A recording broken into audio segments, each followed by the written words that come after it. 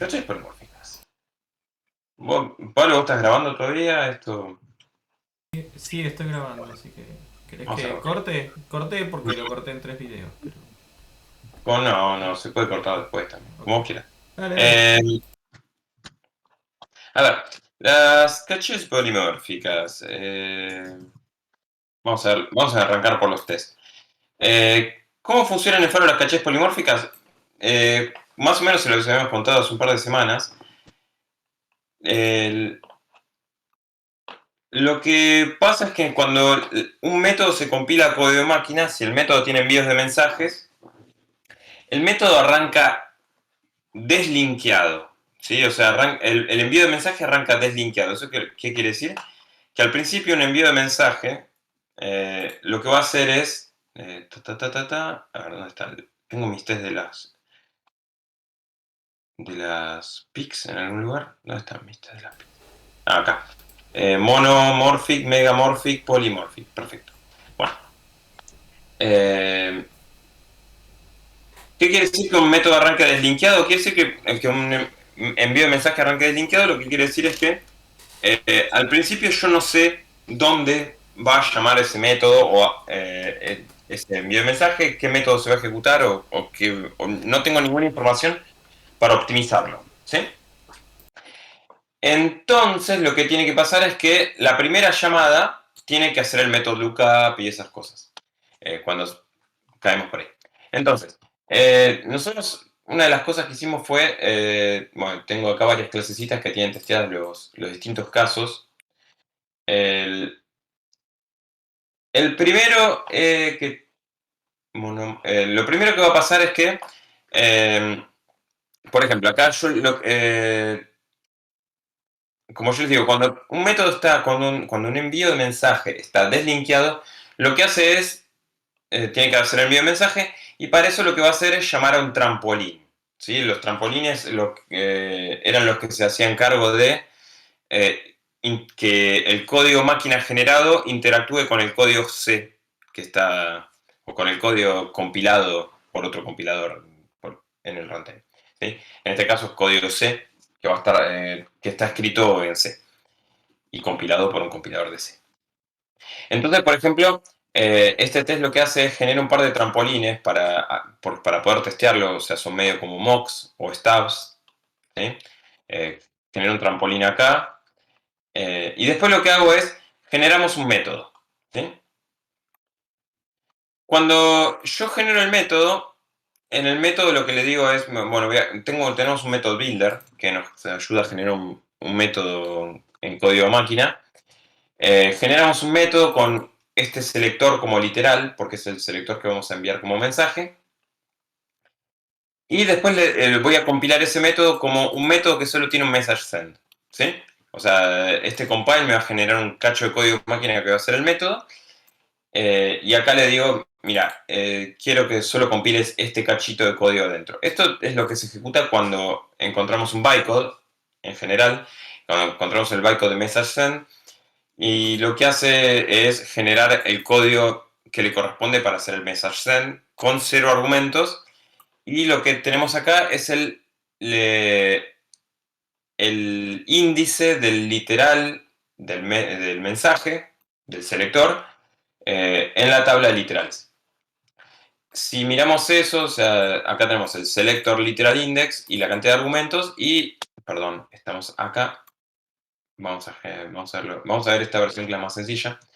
Eh, y eso lo que hace es genera un envío de mensaje. Un envío de mensaje tiene un montón de código que no me importa. No voy a meterme mucho en el detalle de qué es lo que genera cómo se genera el envío de mensaje. Lo que sí es importante es que eso, cuando uno genera un envío de mensaje, originalmente esto va a ser un call, o sea, va a ser una llamada a una función. Y esta llamada a función va a ser una llamada a un trampolín. O sea, vamos a tener una tablita donde tenemos trampolines y acá voy a buscar el trampolín al que queremos llamar, porque tenemos distintos trampolines dependiendo de la cantidad de argumentos. Si yo tengo, por ejemplo, un argumento, voy a llamar un trampolín, voy a obtener el trampolín en la tabla y voy a hacer una llamada a ese trampolín.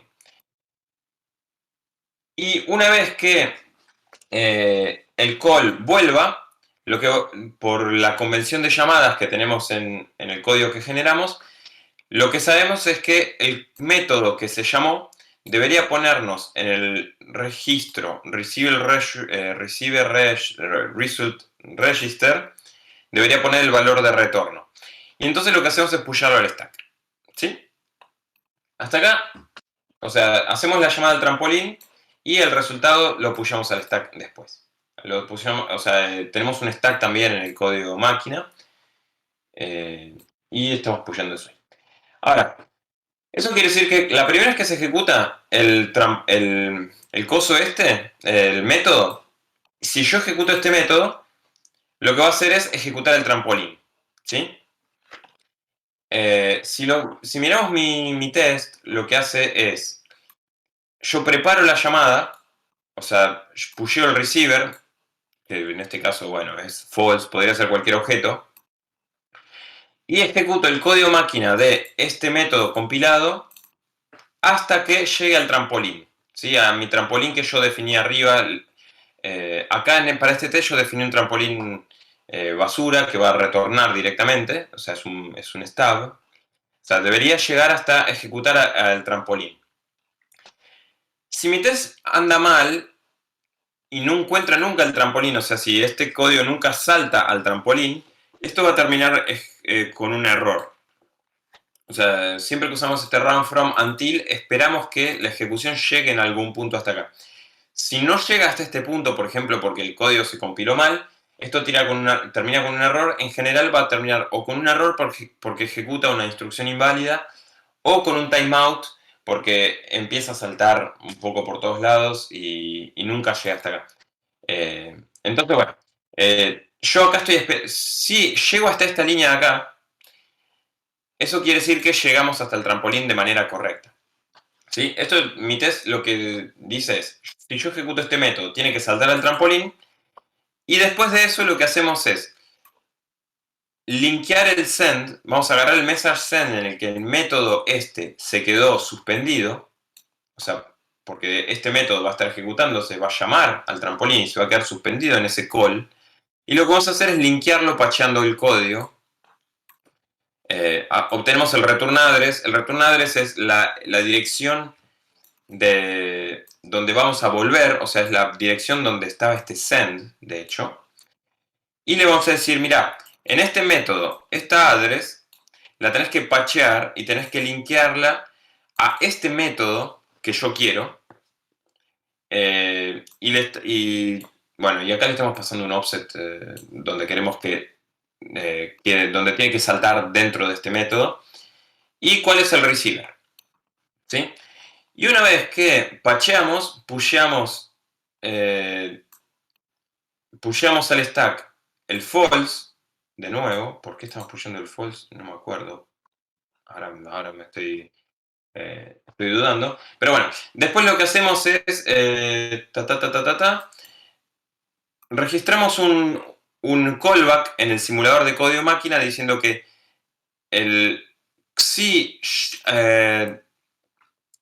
yo voy a decir, a partir de este momento, si vuelvo a caer en el trampolín, quiero que me marques esto en true. O sea, quiero saber si ejecuto el trampolín o no. Si vuelvo a ejecutar el método, ya no debería pasar más por el trampolín. Debería, en vez de eso, llegar hasta el método que está pacheado. O sea, lo que estamos testeando es que si ejecuto el método a partir del momento donde estoy pacheando el código, ahora ya no debería caer más por el trampolín, debería caer en el código pacheado. ¿Sí? En target code, esto lo voy a renombrar, es target method. ¿Sí? Listo. Entonces esto debería llegar a este punto. Y de hecho no debería saltar a cualquier punto del método, debería saltar al método más este offset que le estamos pasando acá. ¿Sí? Así es como funciona el linkeo de lo que se llama la caché monomórfica. O sea, acá un poco extrajimos el comportamiento en el test, porque lo que estamos queriendo testear en realidad es este cachito de código que es el linkeo. que funcione bien. Ahora les voy a mostrar un poco más en detalle. O sea, Eh, sí, una pequeña aclaración. Lo que, o sea, ¿por qué funciona así? Básicamente, con el momento de compilación, nosotros no sabemos quién es el receiver del envío de mensajes, así que no se puede hacer el lookup. Entonces, este send trampolín hace todo el envío de mensaje. Y como una vez que calculó el lookup, hizo el cálculo de cuál es la clase usar, para la próxima vez, para poder ejecutar la próxima vez más rápido, hace este pacheo, que es agarrar la llamada. Podríamos mostrar el código, ¿no, Guille? Agarrar es lo la que iba a hacer llamada. ahora. Ah, ok. No, decía el código de máquina generado. Agarrar el call que antes llamaba al... Y después mostramos cómo lo hace de feo. Agarrar el call de cómo antes llamaba al trampolín y reemplaza esta llamada por la llamada al método posta. ¿Qué es lo que hace ese método patch, no sé cuánto? Link. Link. La mataste. ¿Por qué? No sé, ¿qué estás haciendo? Cambiaste. No, tengo que instalar, tengo que Ah, patchar el intro. bueno, yo mientras hago más cosas. Entonces Vale, eso... seguí hablando. Después me vas a querer callar. Entonces lo que pasa ahí es que se decide que esa llamada va a ser, siempre va a llamar a este nuevo método. ¿Esto por qué se hace? Bueno, la otra vez lo dijimos, pero bueno, hay un estudio de Ungar y mucha gente que mostraron en su tiempo, hace bastantes años ya, queda como trabajo para futuros researchers, saber si esta premisa se sigue manteniendo, que la mayoría de las llamadas van a ser monomórficas. Entonces, ¿qué pasa? Dice, bueno, mira, yo acá encontré una llamada, tengo un posible método, lo más probable que en el 80% de las veces esto sea siempre así. Entonces, en vez de hacer el lookup o en vez de hacer cualquier validación, mete ahí la llamada directamente al método. Y eso va a saltar, no sé si se acuerdan, que yo les conté que lo primero que hay en la cabecera del método, cuando se empieza a ejecutar, es chequea si el receiver es quien debería ser. Entonces, esa partecita que hace el chequeo de quién debería ser y esta asunción de que lo más probable que sea que este método se ejecute, digamos, siempre, que no haya una llamada polimórfica ahí, hace que funcione esta premisa. Y esa es la idea. Entonces, cuando ejecuta la primera vez, no sabemos, llama al el trampolín encuentra a quien tiene que ser el llamado posta y una vez que lo tiene, hace el patch para ejecutar. O sea, modifica el llamador para llamar ahora al método correcto. A ver, bueno, primero, antes habíamos visto este push defaults. ¿Por qué hay un push defaults y extra? Porque en realidad, claro, como vamos a volver a activar el método desde el principio, entonces necesitamos volver a pushear un receiver por si las dudas, por si lo popio. Nada, por eso ahora lo puse al ladito para que, de hecho, podría poner un comentario. Bueno, Pablo quería que muestre el código máquina. Vamos a mostrar el código máquina. Self Open Machine Code Debugger. Y lo vamos a poner en el método que hace el envío del mensaje. Perfecto. No, esto no está muy bien. ¿Por qué?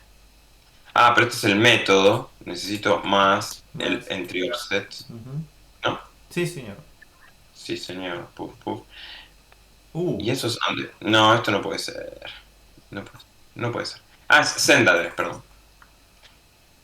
Porque esto es el método y esto es el address donde arranca el código. Entonces sin el... Ahí está, sin el... Gracias.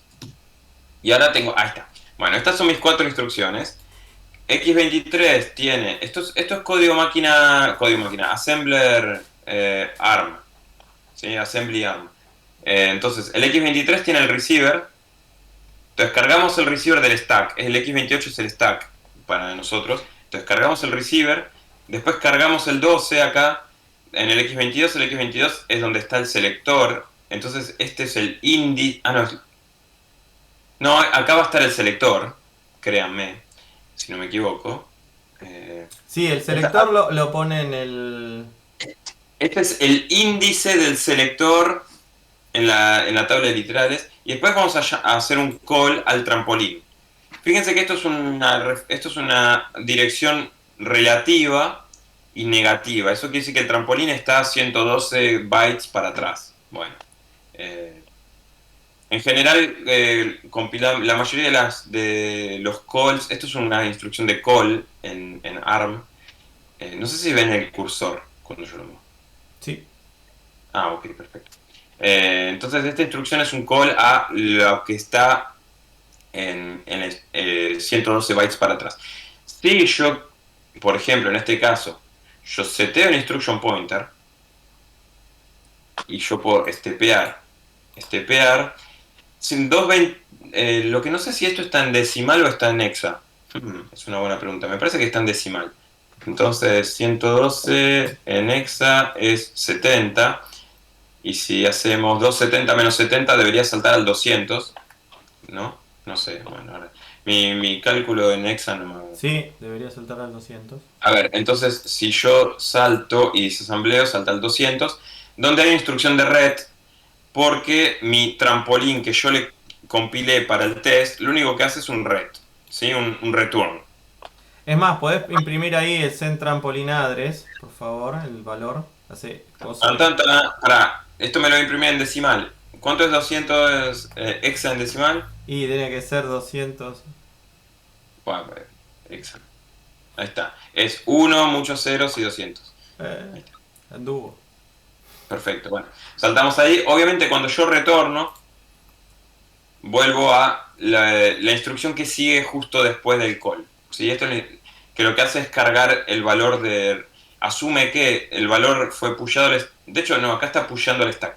Agarra lo que está en el X23 y lo pushea al stack en X28. Bueno. Ahora, si nosotros pacheamos el código, el chiste de pachear el código es justamente para evitar de recompilar el método. ¿Sí? Porque uno podría también recompilar el método. El problema de recompilar el método quiere decir que si alguien estaba linkeando también ese método, hay que recompilar a todos los que estaban que estaban linkeados con el método que estamos recompilando. Entonces, para evitar toda una serie de recompilaciones bochornosas, uno puede pachear el código directamente en el lugar, o puede pachear la instrucción. Si en este momento, después de haber hecho el pacheo, volvemos a mirar el código, ahora ya no tenemos un call a menos 112, tenemos un call a menos 48. ¿Sí?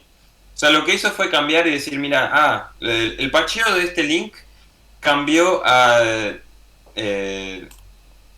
de hecho, mi instruction pointer, fíjense que sigue estando en el mismo lugar, pero mi instrucción cambió. Eh, Ahora, ¿eso qué quiere decir? Que mi link ahora, en vez de saltar a el 200, salta al 240. ¿Sí? 240 debería ser esto. La dirección del método más el offset de entrada del método. O sea, salteando la cabecera del método y esas cosas. Vamos a imprimir en hexadecimal, porque sí, porque es 240, ¿sí? Esto es lo que hace, o sea, hasta ahora, bueno, esto lo que hace es reescribir el código, tiene que fluir la calle de instrucciones, porque obviamente, dependiendo el procesador puede tener la caché. No sé si se acuerdan, no sé si se acuerdan de arquitectura, que las CPUs tienen caché de nivel 1, caché de nivel 2. Bueno, cuando uno toquetea instrucciones así a manopla, hay que decirle fluyala, porque las instrucciones son casos muy particulares.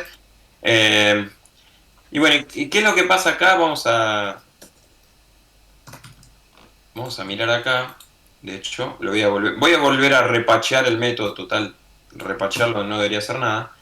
Cuando uno está pacheando el método, lo que tenemos que saber dónde tenemos que pachear, tenemos que saber a dónde tenemos que pachear, ¿sí? Entonces, nosotros sabemos a dónde queremos llamar, que este es el 240, acá lo que nos está llegando el 240 como parámetro, y acá lo que nos está llegando es el address, la dirección de la instrucción donde vamos, es el return address. ¿Qué quiere decir? Es la instrucción que se va a ejecutar justo después del call. Vale, voy a volver un poquito para atrás en el método. Vamos a volver a ver el método entero. ¿Dónde está el test? Te fuiste para abajo. No, me parece que está en el otro debugger. Ahí está, ese es mi problema. Si miramos esto, vamos a poner el debugger en ese lugar. Ah, miren, este es el método. Mi método es este. Era cargar el X23, cargar el X22, saltar. Uy, qué lindo eso. Y después hacer el push al stack del resultado. Bueno, entonces, fíjense que este es el 268.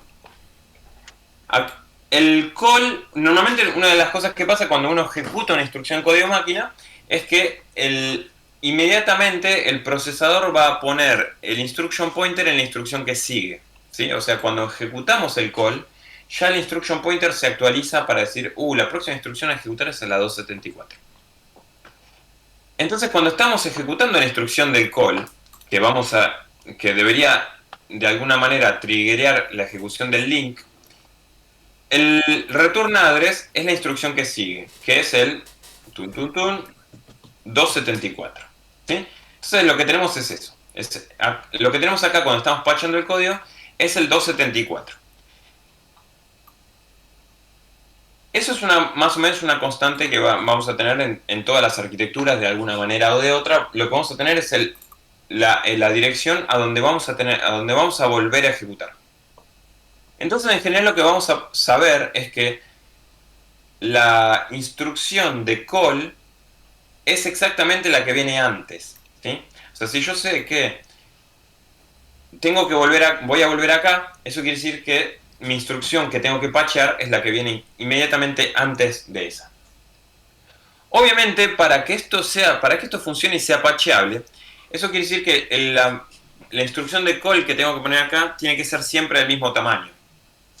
Porque si fuese de tamaño variable, no sé dónde arranca, no puedo saber dónde arranca la instrucción de call para poder ver, no sé cuántos bytes tengo que mirar para atrás. Y tengo que empezar a hacer un disasembleo un poco en runtime y cual puede ser costoso. Bueno, No, incluso entonces, que no se puede hacer. además, En ARM, donde todas las instrucciones son del mismo tamaño, es fácil de caminar para atrás cuando yo exacto. tengo una dirección, pero en Intel es imposible. Entonces, ¿cómo yo sé cuál es la instrucción que tengo que patchear en ARM? Como todas las instrucciones tienen tamaño fijo de 4 bytes, entonces yo sé que solo le tengo que restar 4 y me alcanza. Y después, ¿qué es lo que hacemos con eso? O sea, con eso podemos hacer varias cosas. Primero también podemos, además de saber cuál es la instrucción que tenemos que patchear, que es lo que vamos a usar acá para reescribir la dirección. ¿Dónde lo ponemos? Acá, es esto. Instruction address before, pum. De hecho acá esto podría ser instruction address before, esto en realidad. Y después una de las cosas que también tenemos que hacer, como vamos a hacer que las llamadas sean con offset relativos, tenemos que volver a recompilar una nueva instrucción con un address relativo. Entonces lo que hacemos es agarrar la instrucción de donde sería el call a la instrucción que queremos llamar. Eso nos va a dar una distancia en bytes, que en este caso es menos 48, y la volvemos a recompilar usando nuestro assembler. En este caso nos va a dar un gran número, que es la instrucción encodeada. Es todo esto en binario. Si a esta instrucción, por ejemplo, yo le digo arch disassembly, la podemos disasemblear para ver que sea bien un branch con link, un call a menos 48, perfecto, para testearlo. Y bueno, y después lo que hacemos es patchear la memoria. Y hay que, agarramos la instrucción que queremos patchear, la patcheamos, y después también patcheamos el tag, pero bueno, eso no nos importa. Y después hay que flushear la calle de instrucción. Bueno, hasta ahí, eso es nuestro test. Solo quería mostrar que el patcheo en realidad no pasa demasiado loco. Reescribimos la memoria, hay que recompilar un poco en runtime la instrucción, saber dónde está y bueno, reescribirla. Obviamente que en el caso de posta, ¿qué es lo que pasa? En el caso de posta, en la máquina virtual de verdad, que es donde yo no estoy generando todos estos stubs mocks, lo que pasa es que la máquina virtual va a llamar a un trampolín de verdad, y el trampolín de verdad va a llamar a esta función en C, que va a manejar el envío de mensaje a un objeto receiver con una cantidad de argumentos, ¿sí? Y entonces va a hacer un montón de cosas porque este trampolín es infinitamente complicado, o esta función del runtime es infinitamente complicada porque maneja un montón de casos, como por ejemplo, ¿qué pasa si tiene que ver si tiene que hacer el lookup o no? ¿Sí? Tiene que compilar el método que encontramos. Si lo encuentra en la caché de métodos, la caché global que habíamos visto, va a intentar compilarlo a código máquina. Si no lo encuentra en la caché, va a tener que se vuelve a ver si es un does not understand, ta ta ti, ta ta ta. Eventualmente va a hacer un link. Si esto pasa si el método, bueno, este es el caso del does not understand. Y si no, acá se fija. Si encontró el método y lo pudo compilar, porque de hecho para poder linkear los métodos tienen que estar en código máquina, entonces los vamos a linkear. O sea, acá si el método está en código máquina, porque lo pudimos compilar, entonces vamos a linkear el call. Y eso es lo que va a hacer es que de ahora los dos métodos código máquina ahora se van a conocer entre ellos y uno va a tener un call al otro. Y después lo que hacemos es continuar la ejecución de ese método, con ese método en código máquina directamente. En el caso en que el método o no lo encontré o no está o lo encontré pero no está en código máquina, entonces seguimos lo que hacemos es seguir ejecutando pero en el intérprete. Entonces por eso volvemos a hacer un interpret método, porque obviamente si no está compilado no podemos patchearlo y no podemos continuar ejecutando en código máquina, hay que fallbackear al intérprete. No voy a mostrar mucho más ahí detalles porque después hay cosas locas. No vale mucho. Bueno, entonces eso es lo que sí podemos linkear. Eso se convierte en una llamada monomórfica y evita toda la pasada por la caché global, el método lookup y toda la bola. Lo cual haría que las llamadas monomórficas de hecho serían mucho más rápidas. Lo único que estaríamos pagando como precio en las llamadas monomórficas es el chequeo de tipos al arranque de cada método. Pero hacer un pequeño chequeo de tipos comparado con todo el método lookup es nada. En el caso que el chequeo de tipos falla, lo que va a pasar es que vamos a llamar a otro trampolín diciendo que el chequeo de tipos me falló. Esto tiene que convertirse muy probablemente en una caché polimórfica. Eso es otro trampolín que se llama stick o monomorphic. Es el MIS de la caché monomórfica. Que ahora lo vamos a ver más en detalle. Y esto lo que va a hacer eventualmente es crear, en el caso feliz obviamente, una caché polimórfica y va a linkear el método que hace el envío de mensaje contra la caché polimórfica. Las cachés polimórficas en Faro tienen 6 casos, ¿sí? Como máximo. O sea, a partir del séptimo caso, downgradeamos, vamos a decir, la caché a una caché megamórfica que es un poco más lenta, pero que sabe manejar más de 6 casos. Entonces, y acá, ¿qué tenemos como cosas interesantes? Bueno, mis tests son muy genéricos porque los estoy ejecutando con un montón de casos distintos. Por ejemplo, hacer hit at case. No, mis tests no son imposibles de entender. Porque generamos una PIC con n casos configurados Y lo que estamos testeando es que si la PIC tiene al menos n casos configurados, si yo la ejecuto, debería ejecutar el método que está configurado, ¿sí? Entonces, tengo una aserción que escribí yo, que lo que hace es, configura la PIC, no, la PIC ya está configurada, ya está compilada y configurada para al menos n casos, y vamos a intentar ejecutar el enésimo. Entonces, lo que hacemos es setear los registros con los valores correctos, y después ejecutamos la PIC desde el principio, y lo que hace la PIC es va a empezar a saltar, va a ejecutar su switch, y debería eventualmente saltar al método que yo quiero ejecutar. Y después de haber ejecutado ese método, lo que hacemos también es chequear que el instruction pointer está en el lugar correcto, que el class register tiene el valor correcto y que el receiver register tiene el receiver correcto. O sea, cuando tenemos un hit en la PIC, el instruction pointer tiene que estar en el entry offset después del check de tipo, porque el check de tipo ya está en la PIC del método. El class register tiene que tener siempre este valor, tiene que tener siempre el mismo valor, y el receiver register tiene que tener el receiver, porque si no todo está roto. Ahora les voy a mostrar cómo se compila esto. Pero bueno, entonces, o sea, esta misma aserción se va a ejecutar para todos los casos posibles, para todas las aserciones, para todos los casos, porque este test se va a ejecutar con PICs que tienen de 2 a 6 casos distintos.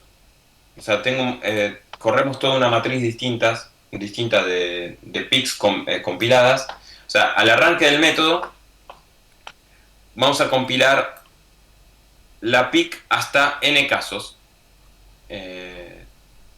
y donde los casos salen de... ¿Dónde está mi cosa de los casos? Es configured PIC cases.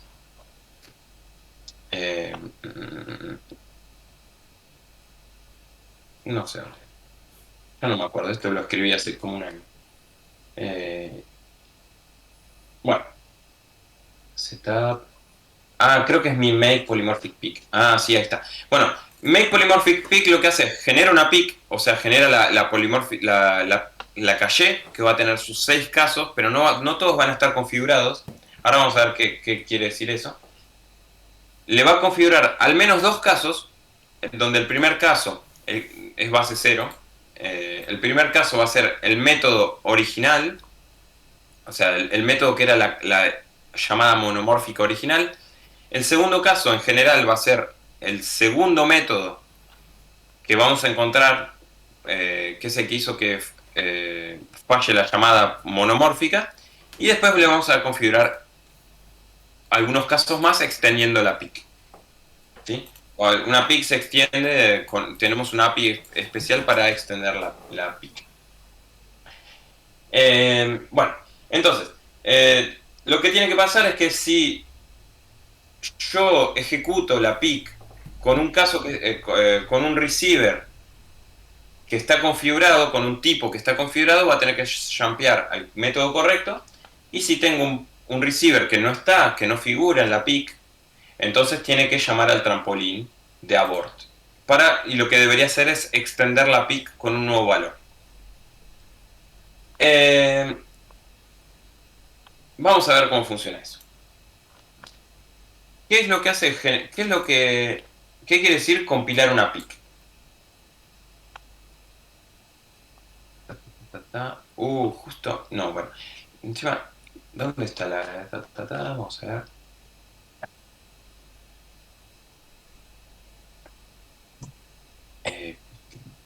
Justo el método de generar una PIC.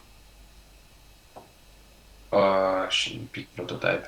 A ver, una de las optimizaciones que también está hecha es que como todas las PICs en realidad van a tener el mismo código, salvo lo que va a pasar es que van a estar configuradas de manera distinta. El compilador, lo que tenemos es que se genera una vez un prototipo de la PIC, que ahora estoy buscando, generate open PIC. ¿Cuál era la?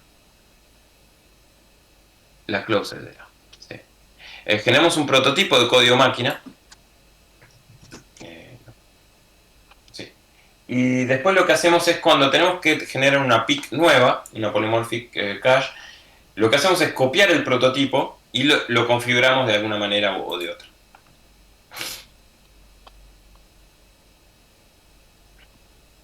Este es el cacho que nos interesa.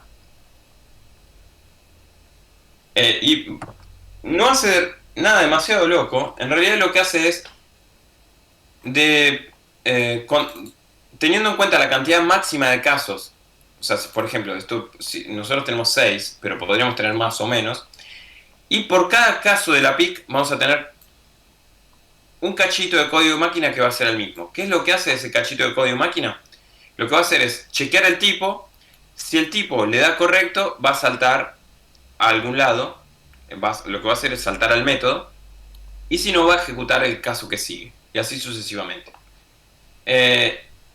Eventualmente, si no le da ninguno de los chequeos de tipos, lo que va a hacer es saltar al trampolín de miss. Va a ser un miss, ¿sí? Y lo que va a hacer, eventualmente este miss lo que va a hacer es configurar un nuevo caso.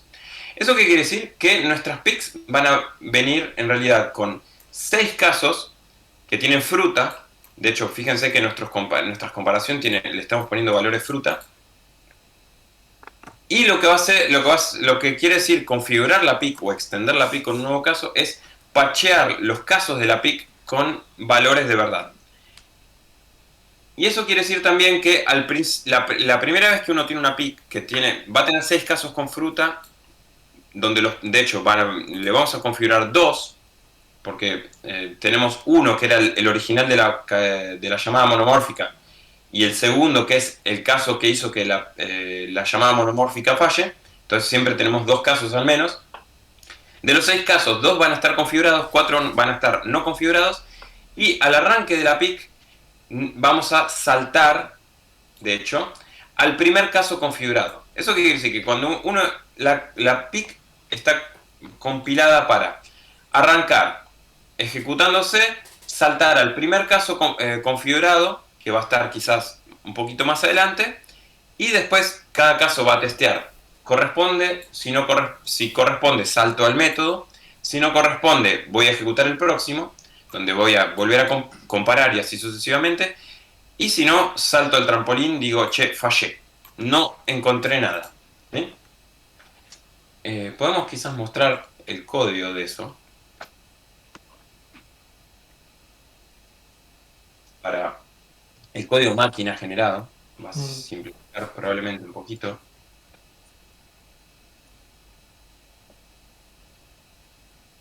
Guille, si no entendí mal, entonces eso significa que cuando hagas la tercera llamada del mismo método, igual vas a hacer 6 comparaciones hasta ir al default que sea agregar el tercer caso a la PIC, ¿no? Para. Haces las primeras 2 comparaciones. No, ahora cuando muestro el código va a quedar evidente, porque... Vale. A ver, porque esto me generó la PIC, pero es más el... Más el... coso. ¿Cuánto es en ARM? With, method... Entry offset... CB... Es entry offset, perdón. No, porque estoy acá, no estoy en el lugar equivocado. Cogit entry offset. PUF 56. Esto quiere decir que es pick as integer a 56. Esto me da el address posta donde arranca el código que me interesa. Puff, vamos a saltar ahí. Ahí está. Bueno, esto arranca acá. Fíjense la pick, de hecho creo que termina por acá. Este branch, este salto al menos, o es este, uno de estos dos es el call al miss. Parece que ahí se me volvió a encender el coso, el monitor. Y fíjense que acá siempre tenemos el mismo cachito de código repetido. Tenemos load, load, compare, branch, branch. Load, load, compare, branch, branch. ¿Sí? Estos son básicamente todos los casos. Load, load, compare, branch, branch, branch. Y así sucesivamente. Salvo que, al principio, lo que vamos a hacer es, al principio de la PIC, siempre saltamos a el primer caso configurado. Ah, justo esta me parece que es el... ¿Cuántos casos hay configurados? No, todavía no hay... No tenemos nada configurado en esta PIC. Solo tenemos dos métodos en esta PIC. A ver, si quieren lo que podemos hacer es ejecutarlo. A ver. Hacer hit at case. Pero no, porque lo va... Ah, bueno, puedes correr... ¿Cuál corriste? ¿Hit case 0? Sí, está bien. Sí. Okay. A ver, acá arranca primero chequeando el tipo de... no, te estás fijando si el receiver es un small integer. Si no es un small integer, salta acá. Y acá es donde arranca el primer caso, de hecho. El primer caso... lo está comparando con x22, que es la clase. Acá compara la clase contra el coso de small integer. Y si no, salta acá. Acá, este es el primer caso. De hecho, si se fijan, el primer caso es el último. No, de hecho, este es el segundo caso, perdón. ¿O no? No, estoy diciendo cualquier cosa. Este es el primer caso. El primer caso es el último. Va de atrás para adelante, siempre. Sí, porque necesito dibujarlo. A ver, todos están viendo el coso, ¿no? Voy a abrir un Keynote. Va a ser más fácil. O uno en mi Graph. Si lo dibujo, me parece más. ¿Qué hablaste? ¿Qué es eso? Ay, No quiero iWord. Gracias. ¿Por qué no abrirlo en mi Graph? O sea, Bueno.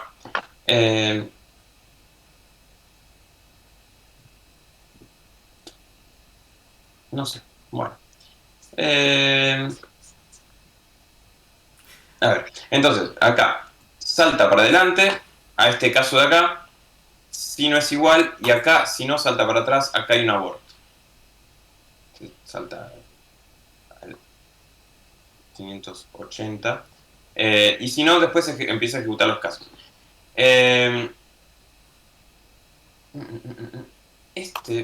Fíjense que acá cuando... bueno, la parte importante es que... Si pudiese digo... Ah, gracias. Ahí está. Bueno. La PIC tiene 6 casos. ¿Sí? Entonces va a tener...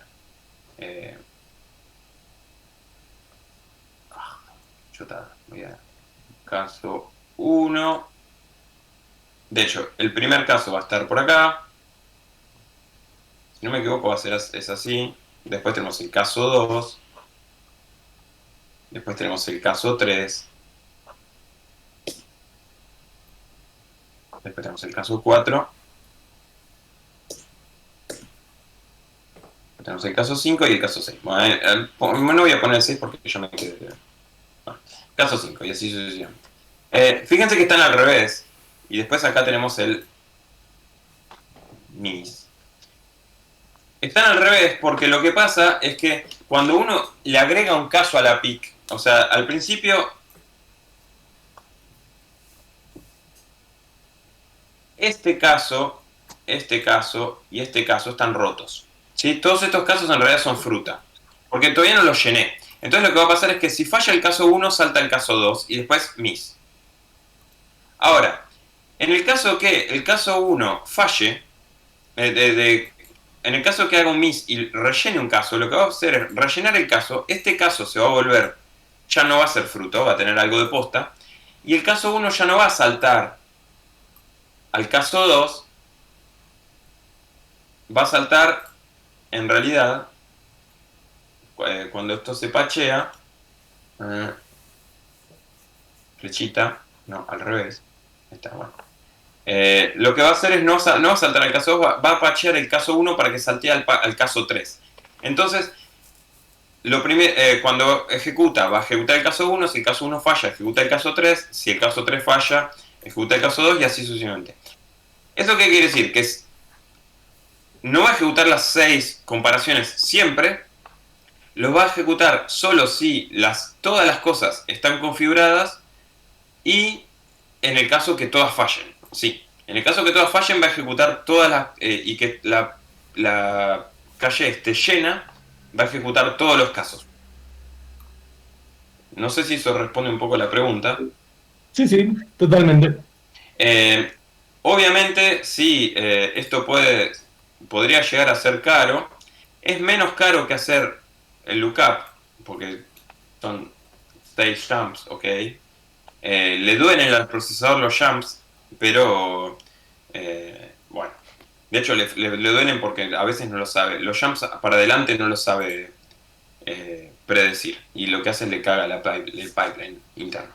Pero, bueno, no importa. Siempre saltar algo en C y ejecutar todo el lookup es mucho más caro.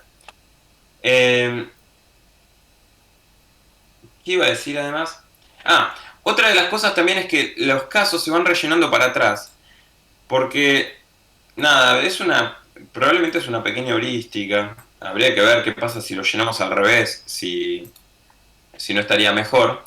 Porque otra implementación posible podría haber sido que en vez de tener un jump al final y de que después el miss esté acá, es que en realidad siempre el último caso salte al miss, el último caso configurado salte al miss, y después lo que hacemos es mover el jump al miss y listo. La ventaja que tiene de tenerlo implementado para atrás es que uno podría pensar que el último método que se ejecutó, el último método, de hecho, no que se ejecutó, que se patcheó, que se configuró, lo voy a probablemente encontrar mucho más seguido porque es el último. Es como un LRU medio implícito. O sea, está implementado como un less recently used.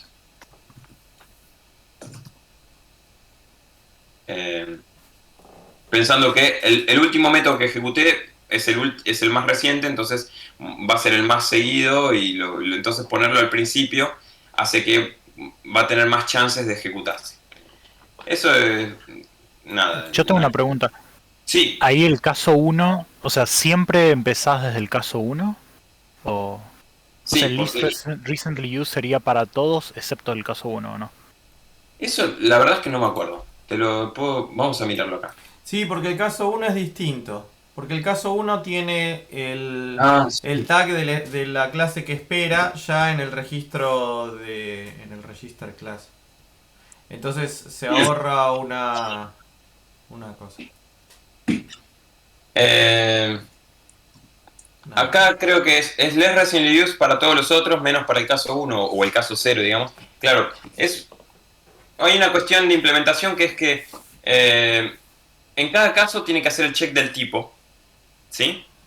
Y para el check del tipo lo que tiene que chequear es dos cosas. Tiene que comparar la clase del receiver, tiene que comparar si es igual a el tipo, un tipo configurado para el caso 5. O, digamos tipo 5. Acá va a tener el tipo 5, acá va a tener el tipo 4 y así sucesivamente. ¿Eso qué quiere decir? Que el tipo lo tiene que encodear un poco en el código, acá. ¿Sí? Le tiene que poner el tipo en algún lado. Este tipo 4 lo tiene que guardar. Lo que va a pasar es que en la PIC, hoy en día, si volvemos al código donde lo genera, compile, PIC prototype, ¿dónde está? No, closed PIC prototype. Tenemos que renombrar esto para que diga polymorphic y no closed. Este move lo que debería hacer es cargar el tipo que estamos esperando, el tipo que nos gusta, o sea, el tipo 5, el tipo del caso, en este registro. Entonces lo que hace es, carga el tipo en este registro, compara este tipo... No, perdón, acá estás haciendo eso. ¿El tipo dónde está? El tipo está acá hardcodeado, perdón. Sí. El tipo está como un literal. Está como un... no, sí, no es que está hardcodeado. Después eso se va a patchear. O sea, está puesto como un literal directamente en el código máquina. Entonces acá, básicamente acá chequea el tipo contra esto, pero el tipo del primer caso ya estaba guardadito en el call site, en el envío de mensaje original. Entonces, para evitar volver a poner el numerito ese en otro lado, como eso ya estaba cargado en un registro, el primer caso está compilado acá como compile cpic entry, acá, es este. Que es, obtiene el valor que ya estaba puesto en el método, el que ya fue pushado en registro de hecho, y lo que hace es compararlo. Y nada más. Entonces, el chiste es que como ese dato ya venía en otro lado, entonces el caso 1 está acá. No, pero es una cuestión de implementación. No creo que no sea interesante. Si ustedes en algún momento tienen que implementar algo parecido, nada, no creo que mueva demasiado la aguja. Entonces, bueno, así funciona la cosa. La pica, entonces uno la va compilando y entonces, ¿qué es lo que quiere? ¿Qué pasa cuando uno la pachea? Vamos a mirar acá adentro. Cuando uno extiende la pic, de hecho, uno le dice cuál es el caso, cuál es el método al que quiere saltar, cuál es la clase de ese que corresponde, y si es un does not understand o no, y esta es la pic que hay que pachear. Entonces, lo que hacemos, ¿dónde está la parte importante? Bueno, básicamente es esto de acá. O tenemos la address a donde queremos que habría que patchear, porque nosotros sabemos que la PIC tiene un campo extra donde dice cuántos casos ya tiene configurados. Obtenemos la cantidad de casos de esa PIC, le sumamos 1, obtenemos el address del lugar donde arranca ese caso.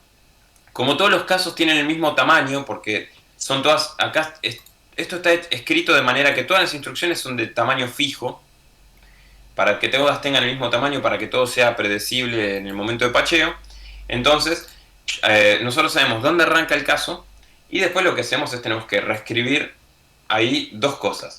Reescribimos la PIC con el método, y o sea, reescribimos el método, reescribimos el tipo, y, o sea, el target es a donde tiene que saltar. Esto es el tag con el tipo, y este operando no me acuerdo quién es.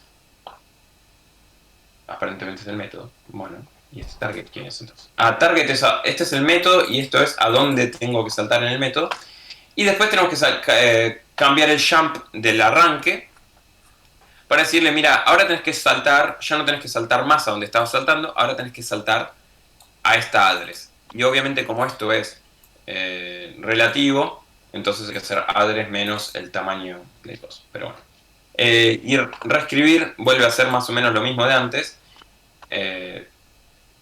Tenemos que calcular tenemos que reescribir. Antes, en lo que habíamos mostrado antes, solo reescribí un call.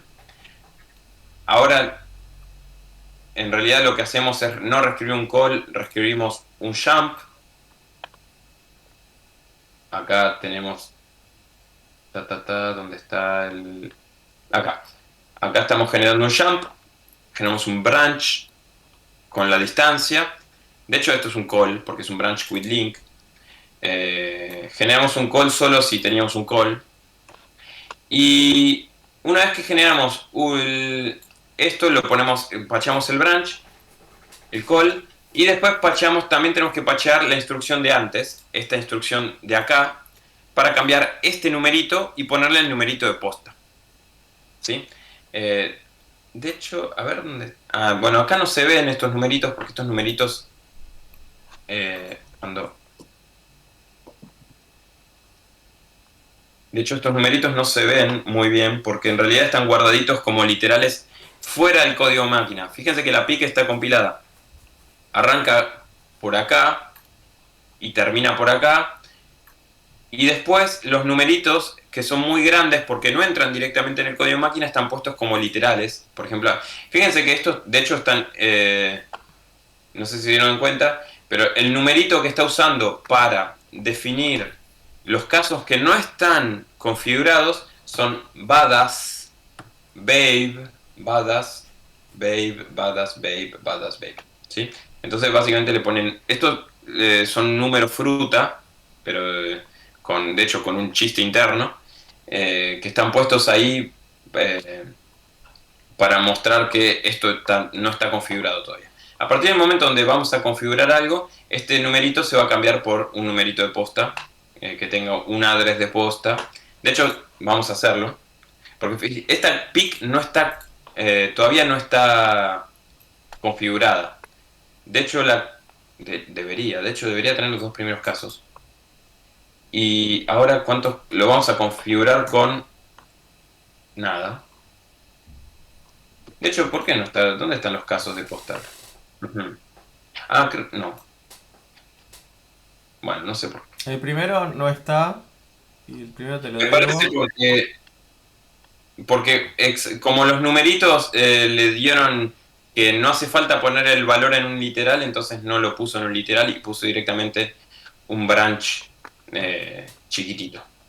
Acá. Este branch, como le dio un número chiquitito que lo puede poner, pudo patchar la instrucción como una instrucción. A ver, anda a la última.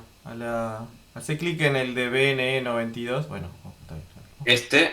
Debería saltar acá el último caso. Ahí está. Sí, como bien dijo Riguille, lo está comparando. Fíjate que mueve X16, le pone 104. Hace clic ahí, a ver, en el de X16 104. La línea 620. Esto. Sí. No, más arriba. Esa. Ahí, eso está cargando un literal relativo. Es el 104. Sí. ¿Qué es? ¿Cómo se lee eso? 104 en hexa, no sé cuánto es. Al revés.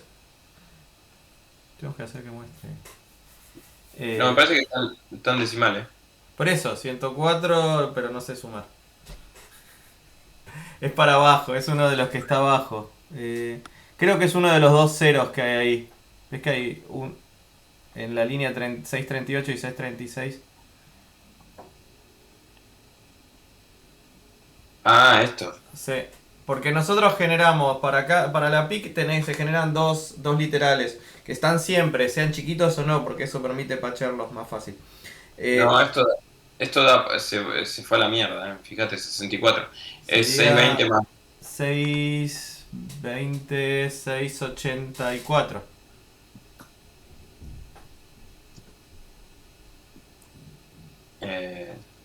No, paréntesis. No. Sí, está bien, vos querés esto, 684. 684. Por eso, esto lo que hace es cargar el 684 que está acá lejos. Es este cero de acá. Está bien. Ah, y acá hay un 18. Esto que está acá dice undefined, porque no es una instrucción válida, porque O es dato. Como son datos, el decompilador, el disassembler no lo reconoce como instrucciones, lo cual está perfecto. Claro, y acá están este y este, o este y este, de hecho, creo. Serían los valores que está usando. Y este para el otro caso. Ok. Eso es muy probable que sea así. Está bien.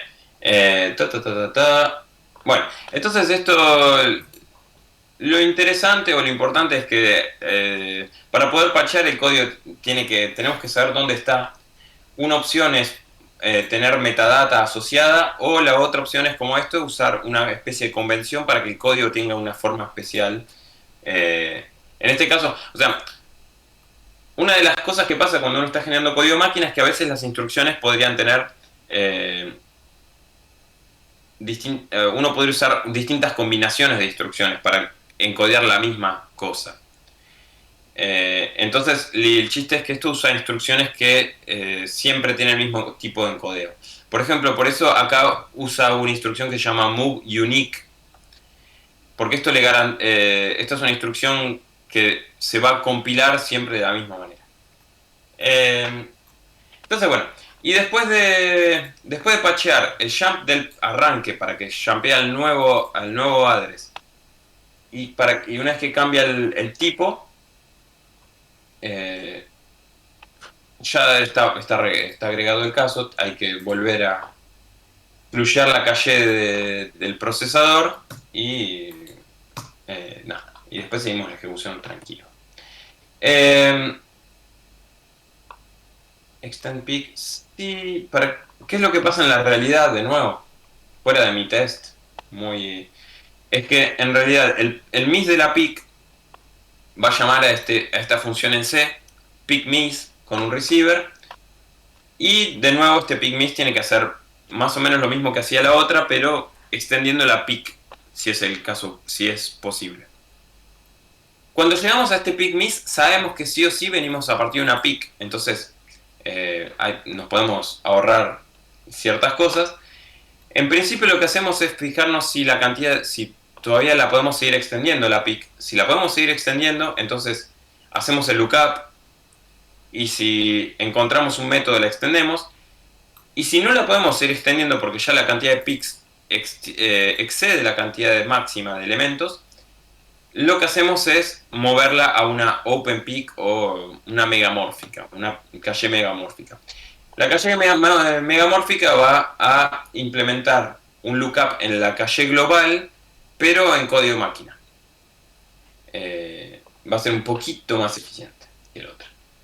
Y si no, si logramos patchearla, eventualmente vamos a continuar la ejecución en código máquina. Obviamente solo podemos patchear si el método que lookupeamos está en código máquina, y por eso entonces cuando hacemos el lookup, además se tiene que fijar en algún momento si lo compila o no lo compila. No sé, me parece que lo hace acá adentro. Este código es un asco. Acá se fija si el método está compilado.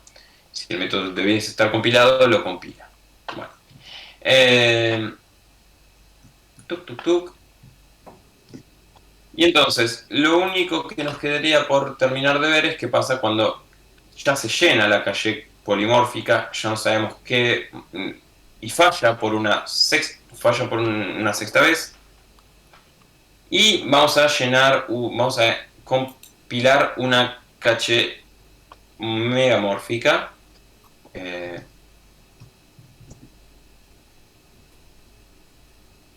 Que básicamente tiene el mismo caso, tiene algo parecido. Tenemos un prototipo que vamos a compilar una vez, y después cuando tengamos que crear una caché megamórfica de verdad, vamos a clonar el código y vamos a patcharle el pedacito que nos conviene. ¿Por qué tenemos esta idea de tener un prototipo y muchas copias de la megamórfica? Porque en realidad la caché megamórfica está especializada cada una por selector. O sea, vamos a tener una caché megamórfica para un selector A y una caché megamórfica para el selector B. Van a estar, y las vamos a usar para todos los métodos que necesitan cachés megamórficas. ¿Eso qué quiere decir? Que vamos a buscar una caché megamórfica, va a arrancar diciendo tengo que buscar este selector y tengo que ver dónde está. Y lo que va a hacer es buscar en la caché global este selector con esta cantidad de argumentos. Si lo encuentra, va a saltar ese método, siempre y cuando sea un método que está compilado. Si no lo encuentra, va a volver a buscar, va a hacer la misma cosa que hacía en la caché de verdad en el intérprete, que es, va a hacer 3 pruebas. O sea, lo va a buscar una vez, si no lo va a buscar una segunda vez en otro lado, si no una tercera vez. Y si no lo encuentra, ahí falla y va a tener que hacer un lookup normal, y ahí ya vuelve a saltar. Ahí ya pasa directamente a ejecutar código C, porque escribir todo ese código en código máquinas es mejor que lo haga el compilador de C. Entonces, por eso acá está ¿Qué es lo que hace esto? Acá está la primera prueba. Hay un helper método acá que lo que hace es compilar una prueba con un shift de 0. Si lo encuentra, sigue de largo, y si no, tiene un miss. Cuando sigue de largo, quiere decir que lo encontró. Se tiene que fijar si el método es el que estamos buscando. Entonces va a leer el código, va a leer la entrada en la caché, va a fijarse si es un hit o no, y si funcionó, se tiene que fijar también si es un método compilado o no. Si es un método en código máquina, si es un método en bytecode, BC quiere decir bytecode. Si es un método en bytecode, va a saltar a la abort y dice, che, encontré un método, pero no está compilado en código máquina, tengo que salir al intérprete. Si no, va a agarrar el método que acaba de poner el address del método donde tiene que saltar, le va a agregar un offset a donde tiene que saltar y va a decir, bueno, voy a saltar ahí.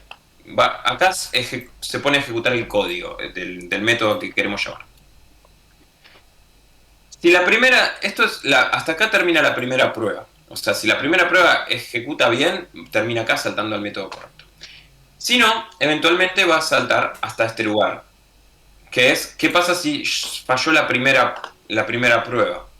Entonces va a ejecutar una segunda prueba, tiene exactamente el mismo cacho de código, y después, si encontró un método, vuelve a saltar para atrás y vuelve a ejecutar el mismo código de acá del hit, y lo mismo con una tercera vez. Si las 3 pruebas fallan, salta a este lado, y ¿qué es lo que hace? Va a saltar directamente a va a ejecutar un trampolín que va a saltar a esta función en C, que es, hay un cache miss a partir de una llamada megamórfica. Y eso lo que va a hacer es, como sabemos que es una miss de una caché megamórfica, quiere decir que no encontramos el método en la caché, y eso lo que quiere decir es que tenemos que hacer el método lookup. Si el método lookup funciona, hacemos la compilación, vemos si podemos compilar, si no, y después ejecutamos el método directamente. Pum. Si el método no lo pudimos compilar, lo ejecutamos interpretado, y bueno, y así sigue la cosa, y con muchos casos especiales por si es unas not understand y esas cosas. Y bueno, y con eso al final estuve como 1 hora hablando. ¿Alguna otra pregunta? Sí, gracias por el paint. Sí. De hecho tenía también otra cosa que a veces uso, este Tableau Noir, para dibujar, y me colgué. Podría haber usado esto. Yo Entonces, tengo una pregunta. adelante. No es de esto último que estás mostrando, pero algo que hemos visto un poquito antes. En una parte vos habías mostrado que había un método que recibe un booleano para saber si era o no lo que se estaba por cachear era o no un DNU. Eso sirve Sí. para cuando yo envío un mensaje y no se lo entiende, entonces como que se cachea el does not understand, digamos, ¿no? ¿O es para otra cosa? Sí. Salvo que cachar el does not understand también es un poco más complicado, porque el does not understand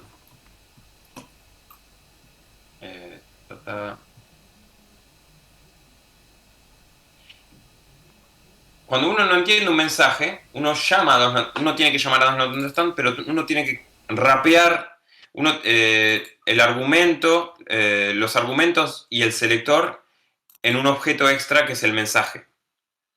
Eso quiere decir que cuando el does not understand tiene que manejar además la instanciación de este objeto, la instanciación del array de argumentos, extraer todo y ponerlo en este objeto. Entonces, la caché tiene que... Una de dos. si la caché, uno puede decidir manejar el does not understand y entonces tiene que manejar en código máquina la instanciación del objeto mensaje, del mensajecito o puede decidir de si es un does not understand, no puedo compilarlo y tengo que saltar directamente al intérprete.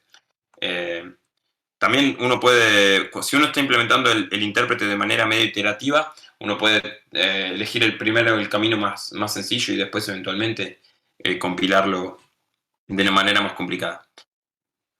Después también hay que tener en cuenta que cuando uno aloca objetos a partir de código máquina, que es algo que uno puede hacer, porque como uno está si en Faro, por ejemplo, el heap lo manejamos nosotros, entonces alocar un objeto quiere decir mover un punterito, pero uno tiene que tener en cuenta también que ese punterito de pronto puede pasar más allá de un umbral determinado. Y entonces uno tiene que, por ejemplo, setear que si uno no debería alocar un objeto que depasa el heap, por ejemplo. Porque eso podría generar un crash, ¿no? Si uno empieza a escribir datos ahí. O uno tiene que también tener en cuenta que si uno aloca un objeto que depasa el umbral, tiene que notificar al garbage collector para que corra eventualmente. Y así. Pero sí. A ver, no me acuerdo dónde está eso. Yo sé de qué cacho de código me está diciendo. Es en el generate closed pick prototype. No, es cuando uno acá. Este is MNU case. Y cuando es en un MNU case, no me acuerdo. Acá. Acá cuando configuramos la pick, sí es un does not understand. Si no es un does not understand, hace una cierta cosa. Y si es un does not understand, we cannot cache the menu method if it is in new space. Bueno, le cambia el método, le cambia el lugar donde tiene que saltar el método. Fíjate que acá salta directamente al abort al interpret.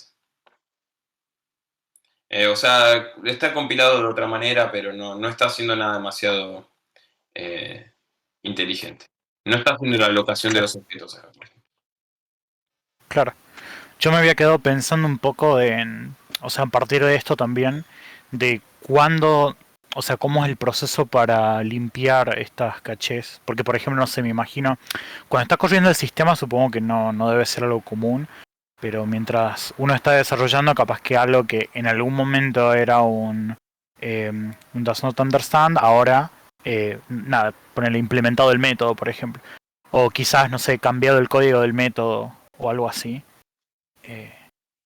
No De hecho, sé bien cómo se manejan esos casos. si querés, hay dos partes. Una te lo voy a dejar a Pablo que te lo cuente. Porque lo que pasa es que la caché de métodos tiene un tamaño fijo. También. O sea, uno podría hacer que vaya creciendo, pero quiere decir que uno tiene que igualmente ir manejando. O sea, uno lo puede manejar con un tamaño infinito. Eso quiere decir que la caché hay que ir agrandándola. O si tiene tamaño fijo, que como es nuestro caso, hay que limpiarla cada tanto. Y si uno la limpia, haya does not understand o no, o sea, yo te saco de medio el hecho de que uno puede estar escribiendo métodos en el medio. Hay que mover métodos de un lado para el otro y relinkear cosas, porque de pronto las cosas que estaban linkeadas con offset relativos, los offset relativos van a cambiar. Y hay que arreglar todo eso. Y bueno, después también está el hecho de que uno, cuando está codeando, esto puede que hay que invalidar la caché. No sé, Pablo, si vos querés dar muchos detalles de eso. Porque Pablo estuvo trabajando mucho con eso.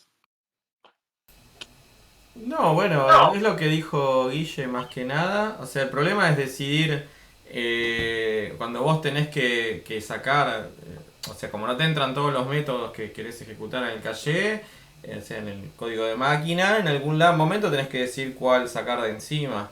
Y bueno, y eso puede afectar la performance o cuántos métodos te entran en la calle también afecta la performance. Y bueno, todo es un delicado balance que es bastante más complicado de medir que lo que parece. Pero sí, hay un montón de asunciones que tiene que ver también con la naturaleza de los programas que estás ejecutando. Es probable si vos tenés un determinado programa que ese programa fuerce esas invariantes y ande mucho más lento que si no estaría...